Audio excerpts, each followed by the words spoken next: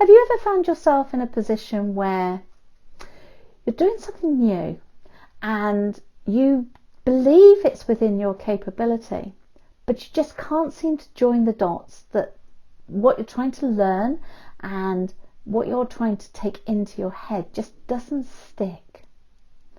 Or alternatively, you're going about your day-to-day work and you're finding it more increasingly difficult just to get stuff done, and you're feeling overwhelmed and you don't know how to break out of it.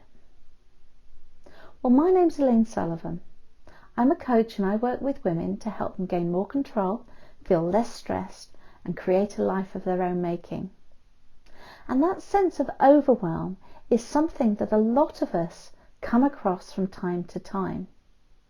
And the thing is that there's some real physiological reasons why and psychological reasons why it happens. So I'm here today to tell you about how the brain works and what's going on when we get to that point of overwhelm and what we can do about it, not only mentally but physically, to overcome that sense of overwhelm. So what's actually happening? We process stuff through our brain, through a little area of the brain called the hippocampus. And the way that that works is that the information comes into our brain and the hippocampus goes, oh, have I seen this before? And if the answer is yes, all it does is it enables it to go straight through the brain and we do things on autopilot. So for instance, most of you have probably already learnt how to drive. So in learning how to drive, you remember those days when you first got in, where you were feeling stressed, where you were possibly even feeling overwhelmed at that time. You had to sit in your seat and adjust the seat. You had to check your wing mirror and the rear view mirror. You had to make sure the handbrake was on, and then you put your right foot on the accelerator and your left foot on the clutch, and you start to adjust the power on one and release the power on the other as you drop the handbrake. You look behind your shoulder to make sure that there's nothing coming as you slowly move the wheel slightly round to the right to come across from the curb by 5 centimetres. All that information has to be processed in the brain to enable us just to move slightly away from the curb. Do you remember how that felt? All that thinking and that thought and that process and that worry and that stress. And that's all we could concentrate on. Now think about where you are today. Now think about how you drive. Do you even think about starting the car and moving it away from the curb? No. And that's because the pathways in the brain around driving have been so strengthened that it's now about habit and pattern. And it's only now when we're driving down the road, and we might have driven 30 miles down the road before a car pulls out in front of us and we jump and we go, oh my goodness, I hadn't seen that. And up until that point, we might have not had one conscious thought about driving, because it's all on autopilot. So go back to that time when you were learning. Go back to that sense of that stress and that overwhelm that you had then with all the things you had to think about. And that's what happens when we're in the same situation years and years later, that our brain is trying to process too much information. So the hippocampus is constantly scanning, or the brain is constantly scanning every 5 times a second for anything that's going to be of threat to us. And when we're stressed, that's the hippocampus trying to pass through so much information that the anxiety has come up. There's cortisol and adrenaline that are actually pumping through the body to keep us very, very keyed up, because there's something that might be there as a threat to us. And that's normal. That's normal behaviour when you're anxious. So when you've got so much to do and your brain is constantly thinking, I've got to get this done, I've got to get that done, and I've got timelines to do, and I've got to do this, and I've got to... Your brain is pumping this stuff around, or causing this stuff to be pumped around your body to keep you sharp, to keep you stressed. But the net result of that is that the part of the brain at the front of our brain here, which is our executive function, where our logic and our thought processes, that gets less blood. And as a result of less blood, can actually do less processing. And it shuts down. The body's way of dealing with stress is fight, flight, or freeze. Fight, that's obvious, isn't it? You're going to go, you're the caveman, you're going to fight the saber-toothed tiger. And you either die or you kill it.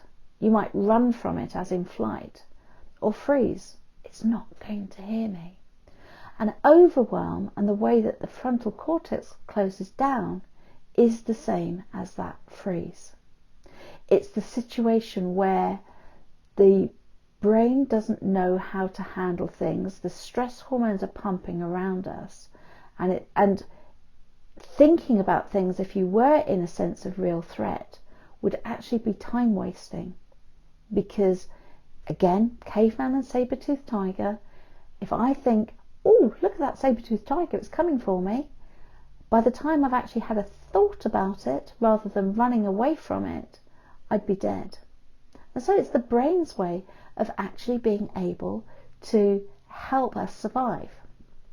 But in this day and age, where we don't need to respond quite as strongly to the threat as our bodies would have us respond, we actually need to find a way of overcoming that. So there's some great little tips that I can give you. Our body is interesting in that how we hold our body can actually fool our mind into having a sense of security.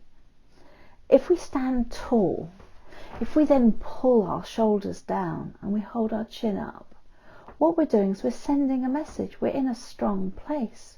Somebody that was fearful would end up cowering. They would bring their body through. So stand tall. If you're feeling overwhelmed, stand tall.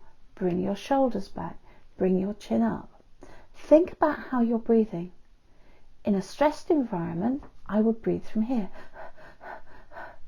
But if I'm in a strong position, much more relaxed position, I would do some belly breathing. So breathe from your belly like a baby does. When I inhale, my stomach expands. When I exhale, my stomach contracts. That gets my diaphragm moving, and if my diaphragm is moving, then I'm sending a signal to my brain that actually I'm not stressed, I'm not running, I'm not frightened, and your brain will start listening to your body. So that's a nice little hack about being able to calm your mind down. And then when you've calmed your mind down, you'll be able to think more clearly. If you have so much on your plate and you need to think clearly in order to be able to get things done, take a look at what's there. What's on your to-do list? Ignore everything that doesn't take you closer to where you aim to get to. If you're presenting stuff, then you need to be able to take your materials and practice that. Anything else is secondary. If you have a report that you have to deliver on time within work, then set the priorities around that report and disregard everything else. Look at those things that you do on an habitual basis. Do they best serve you? Your habits might not necessarily give you the right traits in order to get the job done. And because it's habitual, then you probably like the same way as when you drive down the road and you haven't seen anything for 30 miles or 30 kilometers because you're working on habit. You probably can't see where your habits are not best serving you. So take a journal, write down what it is that you do, work out your own method of behaviour, then question it. Could it be that you could do something first thing in the morning when you are brighter and more alert that would enable you to get it done quicker than at the end of the day? But make those habits work for you and break out of that trap.